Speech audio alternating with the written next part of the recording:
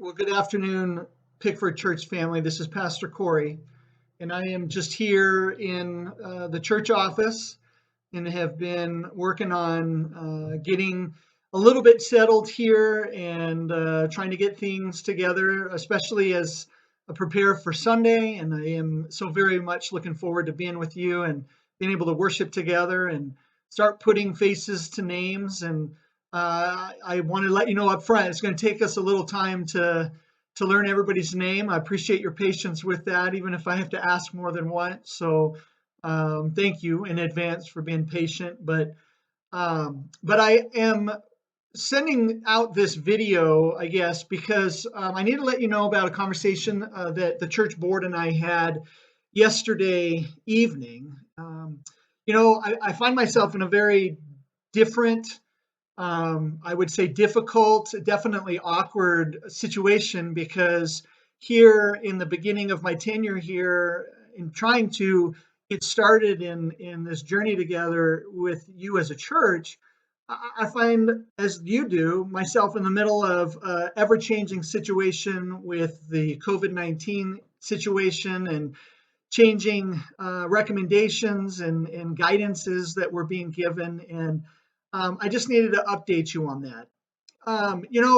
When the church was getting ready to gather again there, I guess it was about mid-June, I had accepted the call to come as pastor here, but of course had not yet arrived, was finishing my ministry in Wisconsin. But I had the opportunity to meet with the board via Zoom as the church started to prepare to come together and to talk about, well, what do we need to do in order to gather together responsibly and to do so in a way that helps people to know that precautions are being taken and that we're going to try to mitigate risk as much as possible. And so the church has been doing that for the last month. The things that we decided at that meeting there at the beginning of June, so if you've come in the last, I guess, month for a Sunday worship service in person, you've seen the hand sanitizing stations and hand sanitizer in the sanctuary, and you've been encouraged to social distance in the sanctuary to try to just keep a safe space between you and other family groups, and especially if you're not wearing a mask. And you've been encouraged, or at least masks have been made available to you if you chose. I know some have taken advantage of that, and that's great. We appreciate the masks being made and provided. That's a wonderful service. Thank you for that. You had the offering plate placed in the entryway to the church so that we don't have to pass a plate, because that's something that we were cautioned against, and being able to obviously participate in worship through giving. That's an important part of our worship, but we just do it a little bit differently. And so all of those things have been in place in the last month in trying to be able to gather, like I said, in a responsible way as a church. And then here, I arrived just a couple of weeks ago and was told that, we've had some cases specifically here in Pickford of people being sick and some exposure, including one, here at a church here in town. And I talked to that pastor this week and talked to him about, what that meant for them and the ways that they have approached this situation in their congregation and how they gather together. And I appreciated his time, Pastor Tim. He's a great man, and the things that they're doing there. So the reason we had a board meeting last night was to have that conversation for us here at Pickford. So, where are we at in this health situation, and what do we need to do? And is there anything that we need to address? And basically, by and large, the things that we are doing as a church and have been doing, those things are going to continue. We're going to continue to have masks available for anybody that doesn't have one. We're going to continue to have hand sanitizing stations, to have the building sanitized between services, and offering plates at set locations so that we don't have to pass the plate. This Sunday, in fact, we're going to take communion as part of our time together and worship, and the communion elements you can pick up as you come into the sanctuary in a similar way as we do the offering, where it's just going to be out there. Our nursery and children's ministry activities are temporarily suspended, and that's going to continue because just wanting to keep our kids safe. And so But in our conversation with the board, we talked about the use of face coverings. As you know, in the last week, our state has made that a mandate for public gatherings and a recommendation for church gatherings. That they are encouraging us to follow the CDC guidelines regarding the use of face coverings, though it is not a requirement in the state of Michigan at this time, at least at church, during a religious service. And of course, with the exception of people that have breathing problems or health issues that inhibit their use of a mask. And of course, kids under the age of 5 are not required or anything like that. And you've seen that probably because it's been flooding our news feeds for the last almost week. And so, well, the question is, of course, what does that mean for us here at Pickford at New Horizons and the church? And what does that mean for us as we gather now in this newly instituted mandate from the state? And as a board and leadership of the church, we are committed to continuing to have in place the protocols and safeguards that have been in place for the last month.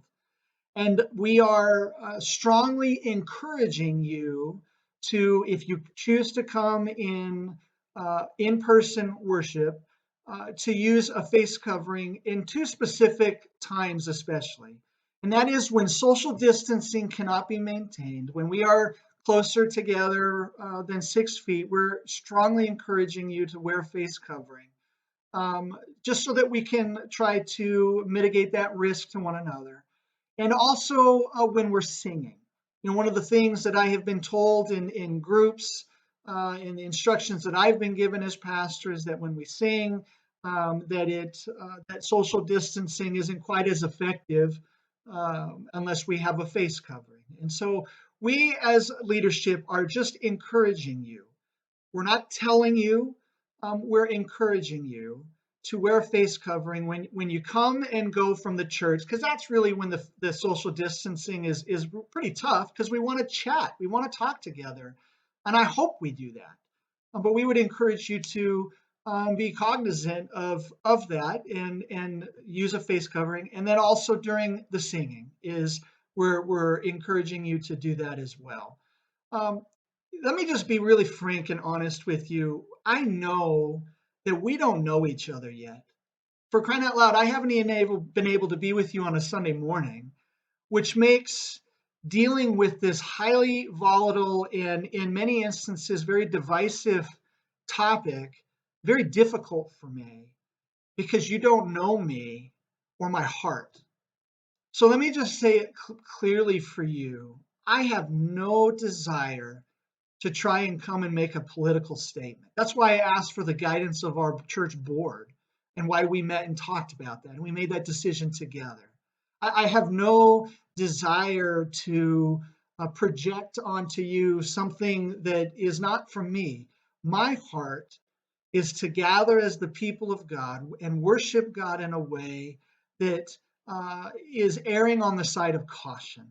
That's where I'm at. I know there are varying opinions about this situation, specifically about wearing face coverings. I know that there are legitimate health issues that prevent people from using a face covering. That makes perfect sense. The board and I, we understand that completely. That's why we're very intentional about using language of encouraging and recommending. And so when we gather together on Sunday, you're going to see me in a face covering, because I'm not going to, the board and I are not going to, have a recommendation and then not model that. And so per the conversation we had with the board, when I preach, I'll take the face covering off.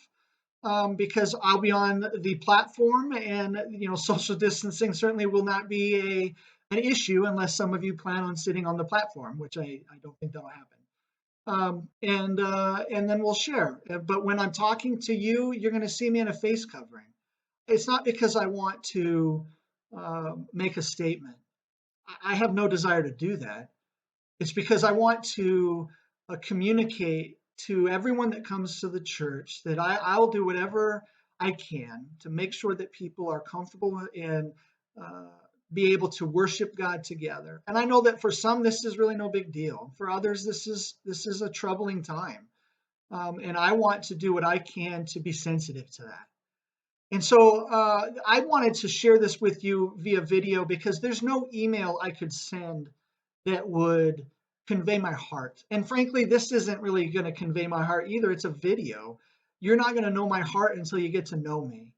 And so I look forward to the days ahead when we can get to know each other and we can continue to follow Jesus together as we begin this journey this Sunday. Our DS, Dan Gilmore, is going to be here, and the installation time will be part of our worship together. And I know that we share a common desire to honor God. And so, if you are not feeling comfortable, if you're not comfortable attending in-person worship, then we will have an online, the sermon I'm going to preach on Sunday, I'm going to record it ahead of time and make it available online. And it'll be available Sunday starting at 10 o'clock for those that are not able to make it or are not comfortable. And for those who are, I look forward to spending that time together and see what God does and where God leads us as a church. So I just thank you for spending the time in watching this, and I would ask that you would be in prayer with me for the church.